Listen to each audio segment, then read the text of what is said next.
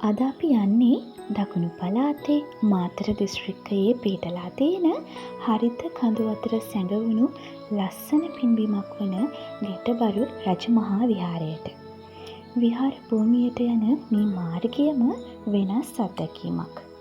දෙපසම පැතිරුණු කොළ පාට, සිසිල් සුළඟ සහ නිහඬ පරිසරය ගමන පටන් ගන්නා මොහොතේ ඉඳලම හිතට පුදුමාකාර සැනසීමක් එකතු කරනවා. මල් පහන් පූජා කරලා අපි විහාර භූමිය පුරාම ඇවිත්තා. පැරණි ගොඩනැගිලි, නිස්කලංක පරිසරය සහ සෝභාදහම එකට එකතු වෙලා මේ ස්ථානයට වෙනස්ම අලංකාරයක් ලබා දෙනවා. මෙහි ඇති ස්වභාවික ගල්ලෙනක් තුළ නිර්මාණය වුණු ලෙන් විහාරයත් හරි සුවිශේෂයි. මෙම විහාරයට ඉතා පැරණි ඉතිහාසයක් තියෙනවා වගේම ඉතා විශාල වශයෙන් බැතිමතුන්ගේ ගෞරවයට පාත්‍ර වුණු පින්බිමක්. විහාරයේ ඉහළට ආවම ඇස්මානයේ දිස්වන්නේ නිමක් නැති හරිත කඳුපේලි.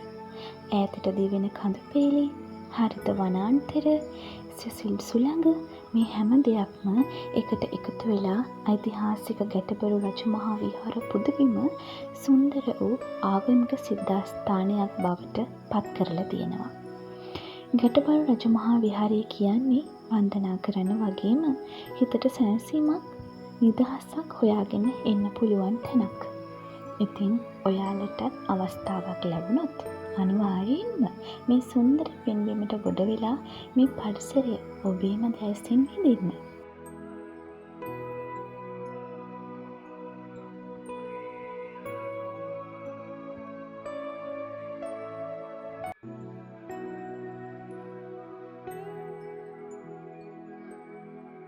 ඉතින් මේ වීඩියෝ එකට ඔයාලා කැමති නම් ලයික් එකක් දාන්න.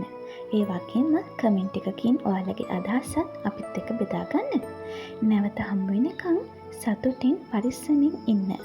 Dear Diary YouTube channel එක subscribe කරලා එකතු වෙන්නත් ආදරයෙන් මතක් කරනවා.